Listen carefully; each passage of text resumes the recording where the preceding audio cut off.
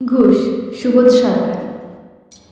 রবীন্দ্র রচনাবলী নবম খণ্ড দিয়ে চাপা দেওয়া সুইসাইড নোট। ছেলেকে লেখা। লিখে হাতে ব্লেড নিয়ে বাথরুমে ঢুকেছিলেন মাস্টার মশাই। দুপুরবেলা কাজের লোক দরজার তলা দিয়ে রক্ত আসছে দেখে চিৎকার করে ওঠে। ছেলেকে লেখা এই তার প্রথম এবং শেষ চিঠি।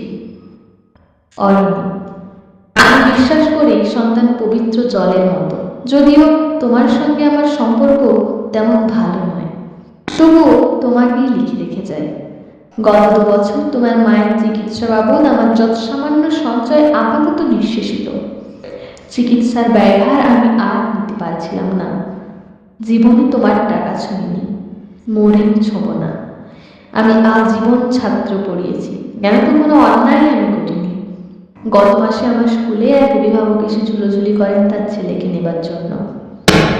আমি প্রথম দিন ফিরিয়ে দিই, দ্বিতীয় দিন ফিরিয়ে দিই, তৃতীয় দিন পারিনি। তিনি আমাকে একটা বড় খামি 30,000 টাকা দিয়ে চলে যান। সেই টাকায় এই মাসে তোমার মায়ের চিকিৎসা চলছে। জানি না তিনি বাড়ি ফিরবেন কিনা কোনোদিন। ফিরলে বলো, পৃথিবীতে আমার বেঁচে থাকার অধিকার চলে গেছে। ইতি, বাবা।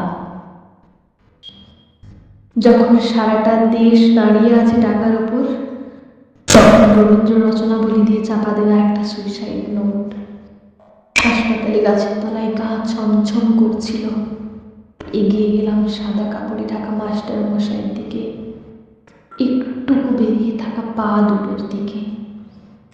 ওই একটু বেরিয়ে থাকা পা দুটোই যেন ভারতবর্ষের শেষ মাটি।